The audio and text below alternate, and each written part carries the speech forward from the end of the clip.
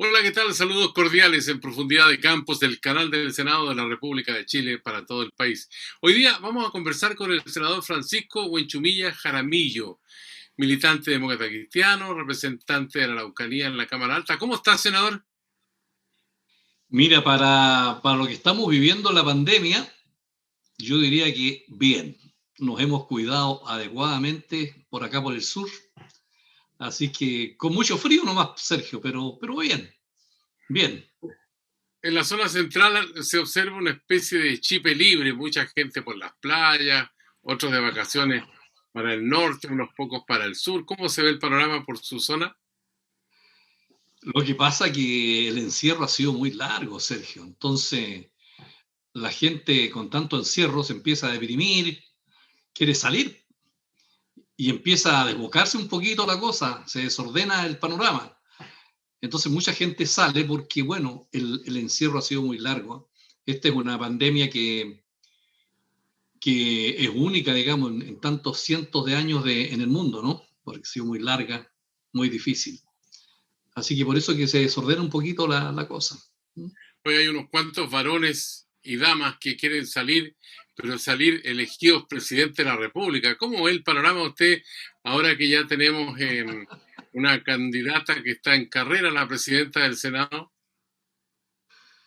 Bueno, la cosa tiene que irse clarificando, falta poco. Tú sabes que esto se cierra el 23 de agosto, en un mes más prácticamente, y creo que la unidad constituyente es la que todavía no toma esta definición. Yo espero que entre Yana, la Paula Narváez, Carlos Maldonado y alguien más pueda resolverse esto en el corto tiempo que nos queda. Creo que estamos atrasados los de unidad constituyente porque tenemos que presentar al país también una alternativa. Así que estamos corriendo contra el tiempo. Así que me alegro porque Yana se haya definido hoy día definitivamente a competir en esta elección presidencial. ¿Qué le pareció a usted lo más relevante de la intervención que tuvo la presidenta del Senado en esta cuenta que habitualmente se realiza en la sede del Congreso en Valparaíso y esta vez también, pero con un aforo reducido? Bueno, esta cuenta pública estuvo marcada por los tiempos políticos, ¿no? Justo en el momento en que ella tenía que definirse como candidata, en plena lucha electoral por la presidencia de la República y por la renovación de las autoridades, entonces era lógico que ella en su discurso marcara una cierta diferencia y además se diera a notar como que es candidata presidencial. Eso creo yo que era inevitable. Yo sé que algunos la han criticado por eso, pero la verdad las cosas es que no podía estar tan neutral en circunstancias que al día siguiente iba a tomar una decisión respecto a su candidatura. Entonces yo creo que era inevitable que en esa cuenta se notara los escenarios que estamos viviendo. Pero son cosas que después pasan rápidamente a otra materia, ¿no? Se quedan atrás. Desde el punto de vista formal, ella puede ser candidata a la presidencia de la República en esta primaria que se va a realizar entre quienes forman parte de la unidad constituyente y al mismo tiempo encabezar la Cámara Alta. Mira, yo haría una distinción entre los aspectos legales y los aspectos políticos. Creo yo que legalmente no hay incompatibilidad entre ser, por ejemplo, alcalde y candidato presidencial, como de hecho lo tuvimos con Daniel Jadwe en la primaria que participó. No hay inconveniente legalmente. El problema es de otra naturaleza. El problema es de presentación frente a la opinión pública, en el sentido de estar ocupando un cargo y con eso ocupar todos los recursos que el Estado pone a disposición cuando tú ejerces un cargo de esta naturaleza y al mismo tiempo estar compitiendo con el resto de los candidatos que no tienen ese privilegio de ocupar un cargo de alta autoridad. Así que eso tendrá que ponderarlo debidamente Yanna en su momento y entonces yo creo que con la debida prudencia va a tener que tomar una decisión al respecto y me parece a mí que eso en su momento ella tendrá que verlo si es que definitivamente es la candidata inscrita al 23 de agosto. Ahora, en materia de contingencia, en el Congreso Nacional y particularmente el Senado, se están viendo varias materias a la vez y una relacionada con la Araucanía que dice, por ejemplo, la legislación para enfrentar el delito de incendio, usurpación de terreno, en fin, que entiendo que está en la mixta de probidad, en las fuerzas de orden, uso de menores en delitos, en fin. ¿Cómo está desarrollándose ese debate, esa discusión? Mira, tenemos en la Comisión de Seguridad, yo formaba parte hasta hace poco tiempo de esa comisión, hoy día ya no formo parte, estoy dedicado exclusivamente a la Comisión de Constitución, donde tenemos muchísimo trabajo, y también formo parte de la Comisión de Ética, que también de repente tiene trabajo con problemas que nunca faltan. Y en consecuencia ya dejé de pertenecer a la Comisión de Seguridad, pero esos son temas muy importantes para el gobierno y también para los parlamentarios de Chile Vamos en la región de la Araucanía. Y espero que sigan su curso y ya veremos en la sala qué es lo que pasa con esos proyectos, ya veremos cómo vienen, cuál es la letra chica y la letra grande de esos proyectos. ¿Mm? Y yo sigo pensando que podrán dictarse muchas leyes en relación con lo que sucede en la Araucanía, pero que ese problema político que ahí tenemos no tiene una salida simplemente por dictar más leyes, sino que se requiere un diálogo profundo entre todas las partes para los efectos de buscar una salida política al conflicto que ahí tenemos. Así que yo creo que leyes más, leyes menos, llevamos más de 20 años, la solución no va por esa vía, sin perjuicio de que hay que legislar, por supuesto. Bueno, usted se marginó de la comisión debido a la controversia que tuvo con el intendente, hoy día delegado presidencial. ¿Contribuyó de alguna manera su desistimiento de continuar en la comisión a que se avanzara en buscar un camino de solución? No, mira, la salida mía de la comisión de seguridad fue una decisión personal que yo tomé, porque no obstante todos los esfuerzos que hacíamos por distinguir entre mi postura personal respecto al tema y el cumplimiento con mucha rigurosidad de mi profesionalismo y de la seriedad con que yo actúo como legislador en orden a dar las garantías a todos los sectores de que en la comisión se va a actuar como corresponde, con absoluto apego al reglamento y al fair play que uno tiene que tener con sus colegas y con el gobierno. Sin embargo, el gobierno y la derecha insistían en que mi presencia ahí era una especie de cuestión que desestabilizaba, digamos, el debate y las decisiones. Entonces yo por eso creo que para que pudieran trabajar sin ese inconveniente, el gobierno no tuviera el pretexto de decir que estaba Francisco Cuenchumilla en la comisión y que por eso las cosas no caminaban. Entonces le saqué ese pretexto, di un paso al costado y entonces ahí verá el gobierno qué es lo que hace para que no tenga el pretexto de que Francisco Cuenchumilla es el inconveniente en que saque adelante sus proyectos, porque yo no tengo ningún inconveniente en que se legisle sin perjuicio que yo tenga mi punto de vista muchas veces negativo respecto de muchos de estos proyectos que ha presentado el gobierno. ¿Se piensa que un Ministerio de Seguridad Pública podría enfrentar ese problema y otros? Porque la delincuencia ha estado latente, todos los días vemos portonazos, asaltos, el abordazo en las carreteras, en fin, que incluso ha afectado al que fue ministro de Defensa, Alberto Espina, que es miembro del Consejo de Defensa del Estado, en la casa. Y hay muchos casos que se han producido hechos de esta naturaleza que de alguna manera comparado históricamente revelan que hay un nivel de violencia extremo.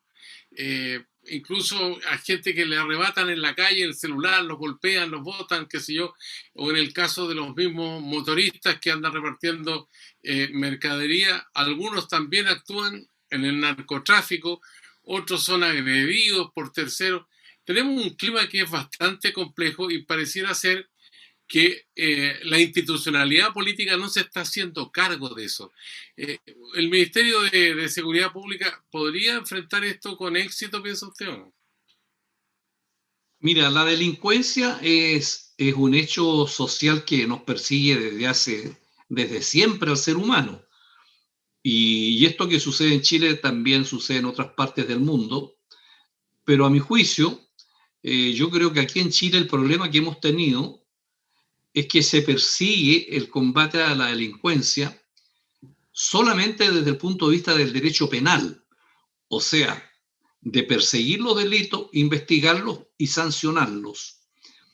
El combate a la delincuencia, de acuerdo a la criminología, que es una ciencia que abarca al derecho penal, pero abarca también otras disciplinas, señala que no basta solamente el derecho penal para combatir la delincuencia, sino que se requiere medidas preventivas en el orden social, preventivas en el combate a las desigualdades, preventivas en el orden de la inteligencia para prevenir la comisión de delitos, medidas situacionales para ver dónde se cometen los delitos y por qué se cometen, y un mecanismo de inteligencia que contribuye entonces al esclarecimiento de los hechos.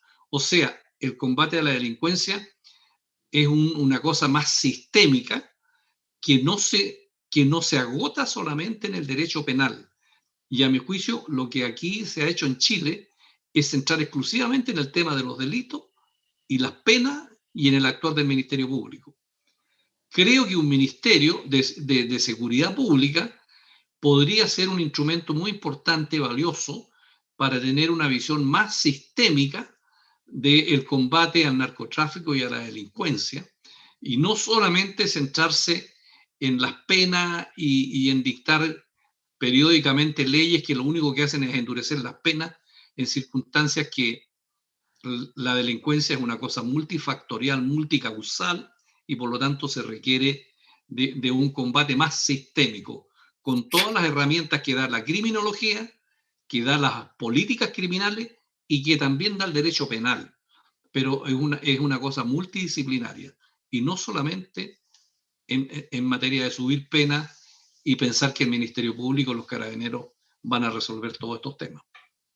Ahora, este Ministerio de Seguridad Pública podría dar para mucho, porque en algún momento, y usted me corregirá, se habló incluso de incluir los terremotos, las inundaciones también bajo el alero del Ministerio de Seguridad Pública, ¿es así o no?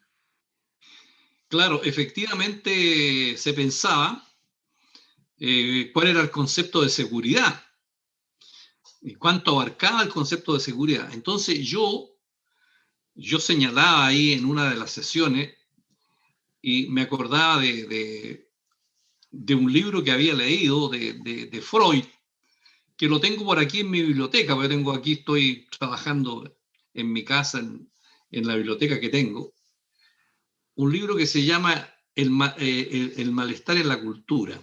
Y entonces dice que el ser humano tiene tres grandes fragilidades, dice. Se enfrenta a tres grandes desafíos, que son los embates de la naturaleza, que son la fragilidad de nuestro cuerpo y que son las relaciones con los seres humanos. Bueno, la fragilidad de nuestro cuerpo es la salud, las enfermedades y la muerte, ¿no? Entonces, lógicamente que eso no puede quedar en un Ministerio de Seguridad. Las relaciones con nuestros semejantes es propio de la política, de cómo nos organizamos, cómo convivimos, cómo nos desarrollamos y cómo cada uno tiene su espacio. Y los embates de la naturaleza, digamos, son propios de la ONEMI. Eso se discutió a propósito de la ONEMI, qué es lo que debería abarcar la ONEMI y el Ministerio de Seguridad. Entonces, el Ministerio de Seguridad dice relación con las relaciones entre las personas por la comisión del quebrantamiento de la ley cuando un hombre se alza contra otro hombre, cuando se cometen delitos. Pero no puede meterse un Ministerio de Seguridad en los terremotos, en los sismos, en los embates de la naturaleza, ni tampoco en las fragilidades de nuestro cuerpo. Entonces, aquí tiene que tener una competencia acotada. Y creo que por ahí va a ir la cosa. Hablando de por dónde van las soluciones para los problemas, usted ha mencionado la situación de la Araucanía, pero que también se extiende a otros puntos del país, aquella que dice relación con la pobreza, y eso lo demostró la encuesta CACEN. Hagamos una pausa y hablamos acerca del flagelo de la precariedad que está latente en nuestro país y que se acentuó con la pandemia. En un momento seguimos conversando con el senador Francisco Conchumilla, demócrata cristiano, representante de la región de la Araucanía, en la Cámara Alta, aquí en Profundidad de Campos del canal del Senado.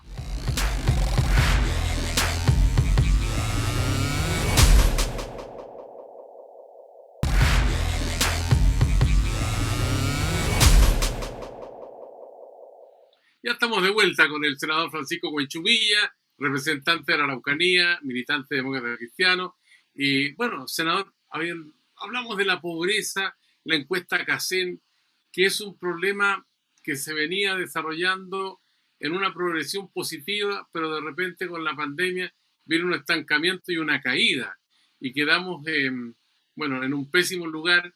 Además que hay otro fenómeno que seguramente usted lo ha analizado con más precisión y claridad, que Chile es uno de los países más desiguales de América Latina, quizás el más desigual de todos, ¿no?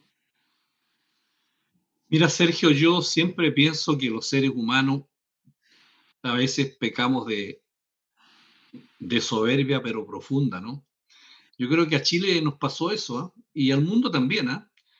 Yo creo que todo en el mundo muchos pensaban de que el ser humano con toda la tecnología que existe, los avances científicos, bueno, habíamos dominado el mundo, éramos los dueños del mundo, y resulta que un ser misterioso nos vino y nos atacó, y mira lo que ha pasado en millones de seres humanos en todos los países del mundo.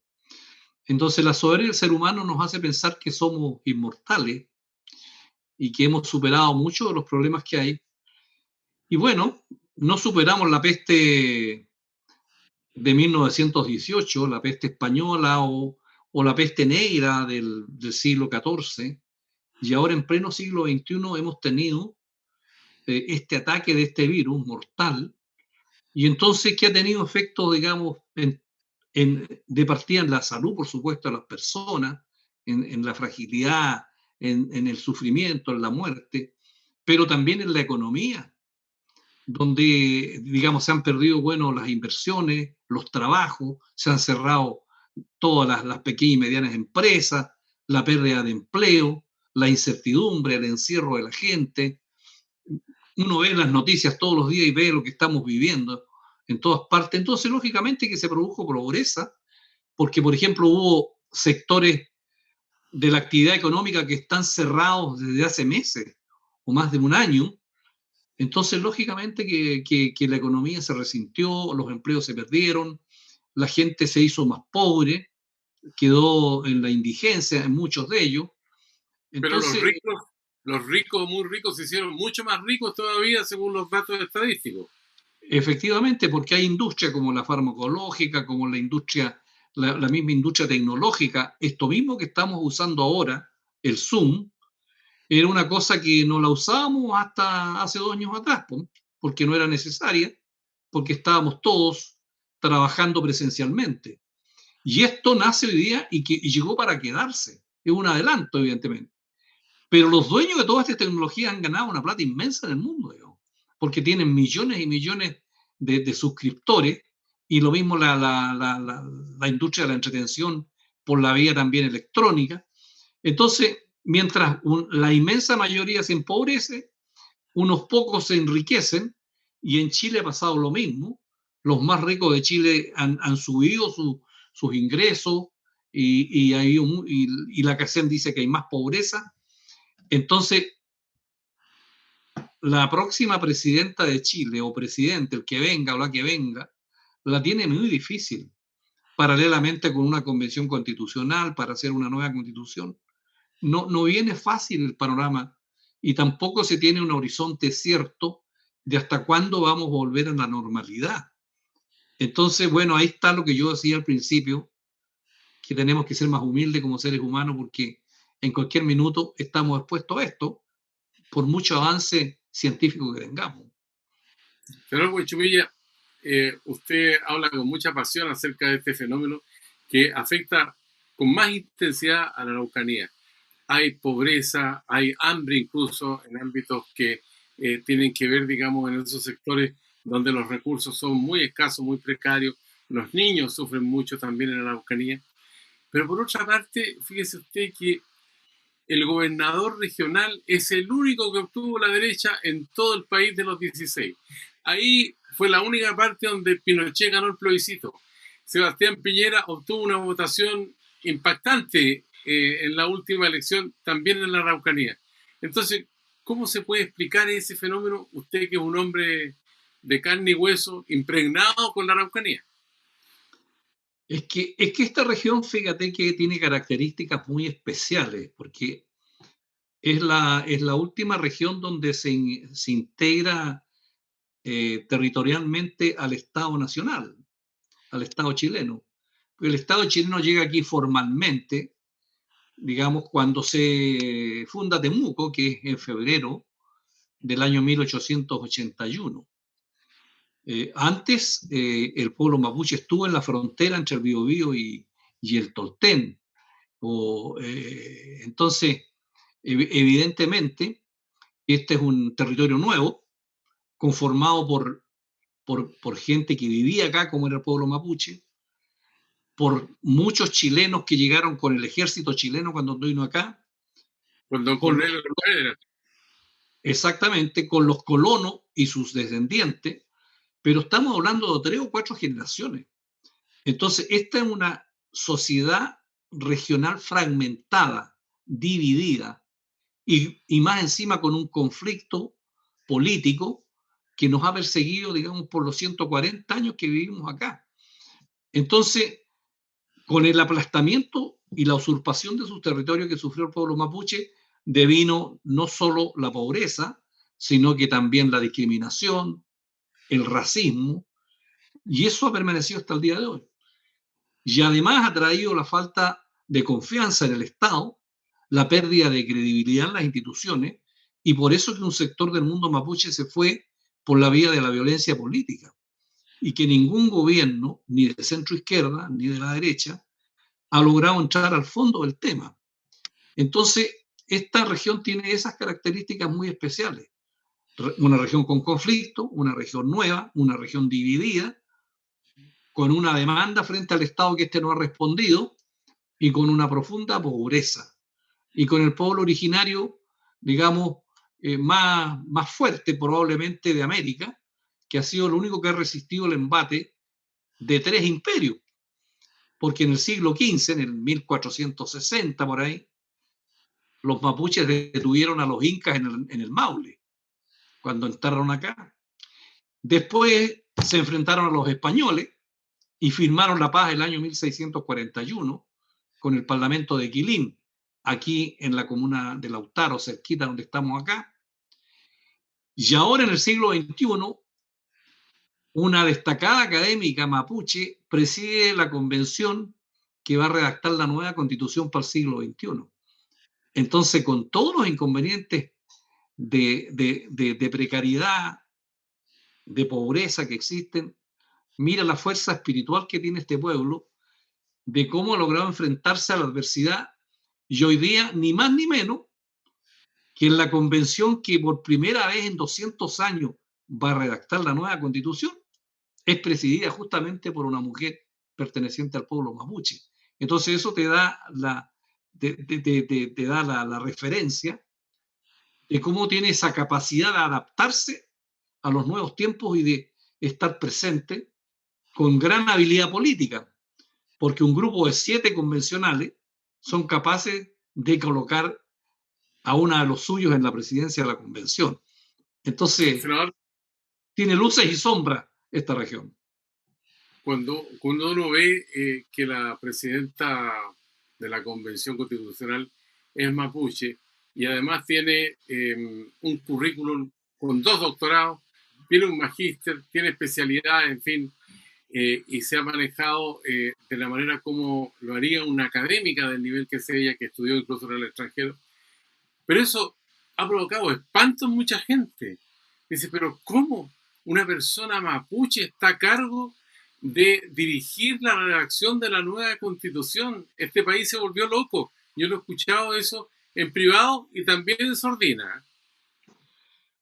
Bueno, eso te demuestra lo que yo decía hace un rato atrás, de cómo este país es tan soberbio por creerse que es un país diferente, creerse por muchos años que era un estado monocolor, no querer aceptar que aquí había como 10 pueblos originarios, que nunca fue aceptado en 200 años, que era una nación, digamos, más bien blanca, y que por lo tanto no tenía las características que tienen otros países de América Latina. Y entonces este es un país muy, muy dividido en castas, muy clasista y muy racista. Y entonces por eso que culturalmente uno ve los ataques que se hacen a Elisa Loncón por el solo hecho de pertenecer a un pueblo distinto al chileno. Entonces, eso te habla de lo que es este país, lamentablemente, donde tenemos muchas cosas positivas, pero sin embargo, culturalmente no hemos logrado avanzar hacia una sociedad más inclusiva, más respetuosa de la diferencia. Pero yo estoy seguro que la nueva constitución va a traer nuevas reglas del juego, que va a hacer de esto un país más justo y con mayor pertinencia, donde se va a tener que aceptar la plurinacionalidad como una valoración de la diversidad, y entonces ya no será un país monocolor, será un país multicolor, así como fue el inicio de la convención cuando llegaron todos los convencionales y se vieron todos los colores.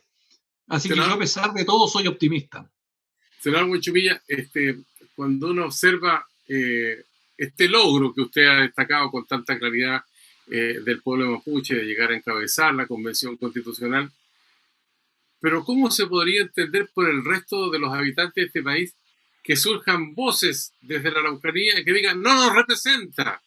Y bueno, uno dice, si eligieron a uno de los suyos, tendría que haber jolgorio, pero ese jolgorio parece que es parcial. ¿Cómo ha tomado usted la temperatura en la zona? Lo que pasa que en el pueblo mapuche pasa lo mismo que pasa en el pueblo chileno, en los peruanos, en cualquier parte del mundo, porque no hay unanimidad, porque todos los pueblos son diversos. Entonces, en el mundo mapuche hay muchos territorios, es un pueblo que no tuvo Estado, es una sociedad sin Estado, nunca hubo una autoridad única, jerárquica, salvo para la guerra, y entonces está dividido entre la gente del mar, los lasquenches, los de la cordillera, los pehuenches, los del sur son los huilliches, los del centro tienen otras denominaciones. Entonces, lógicamente que no hay unanimidad, hay mucha diversidad, no obstante que exista una unidad respecto del diagnóstico y respecto de los propósitos de superar la discriminación y la usurpación que ha hecho el Estado chileno.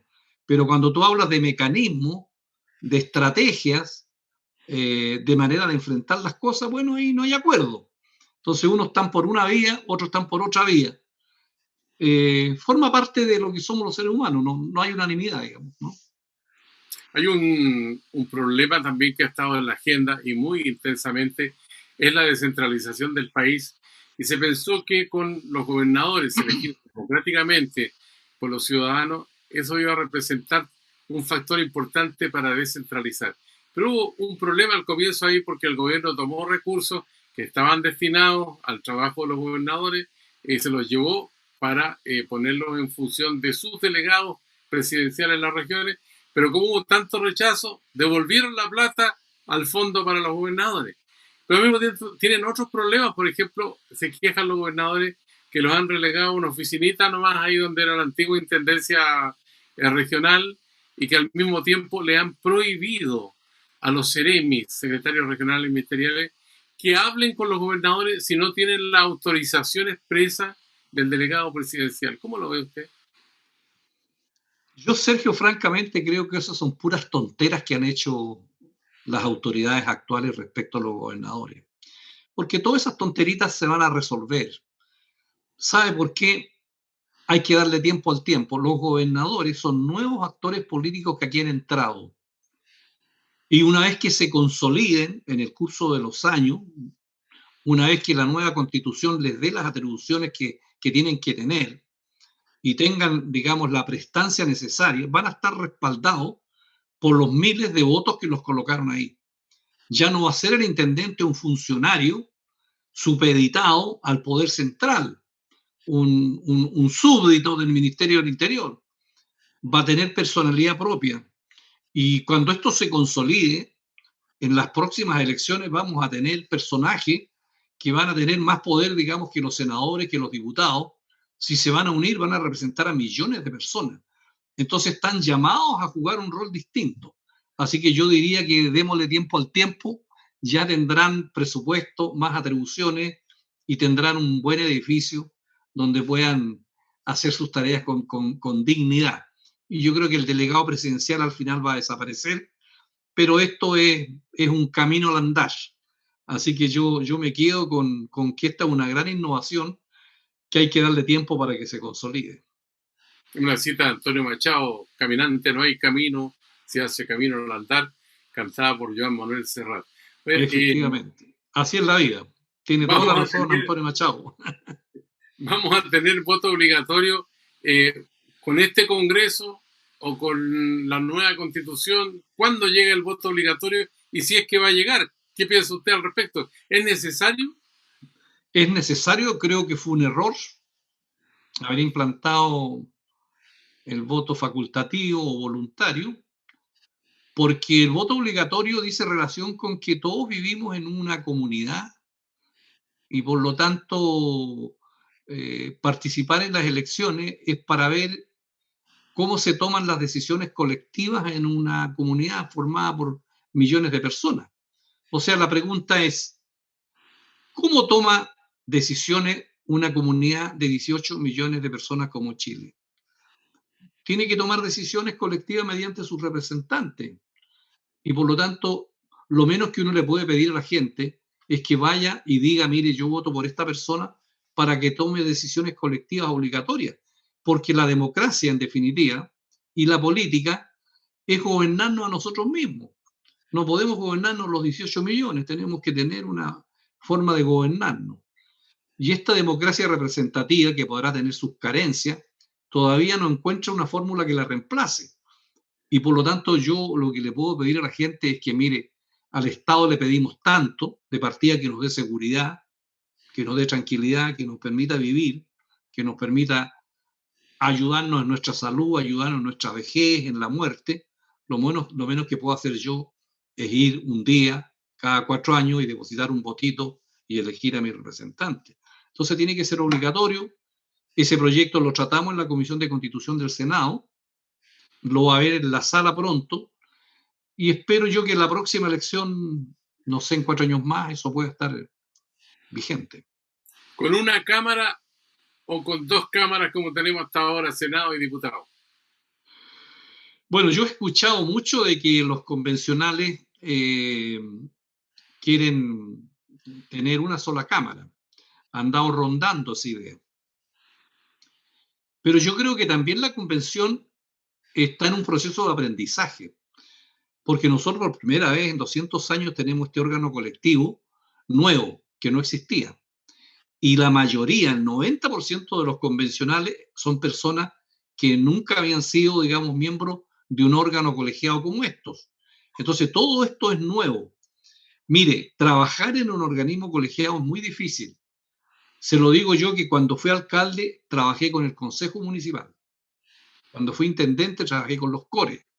Antes estuve en la Cámara de Diputados, ahora estoy en el Senado. Echar a andar un organismo colegiado, usted ha visto todo lo que ha pasado. Naturalmente que es un proceso de aprendizaje, de resolver las cuestiones reglamentarias, las cuestiones logísticas, ponerse a trabajar y ponerlo de pie a ese organismo no va a ser fácil, y yo creo que los mismos convencionales van a entrar también a un proceso de aprendizaje político en el sentido de respetarse unos con otros y ver cómo se funciona y cómo se trabaja. Entonces, yo no sé al final si se van a dar cuenta que será bueno que haya una sola cámara o dos cámaras. Chile tiene la experiencia, lo mismo que los norteamericanos, de tener dos cámaras. Y creo yo que eso es una cosa que tiene que pensarse. Si es una sola cámara, deberíamos transitar más bien hacia un régimen parlamentario o semiparlamentario o semipresidencial para tener una sola. Tenemos que cambiar el sistema político si queremos ir ahí.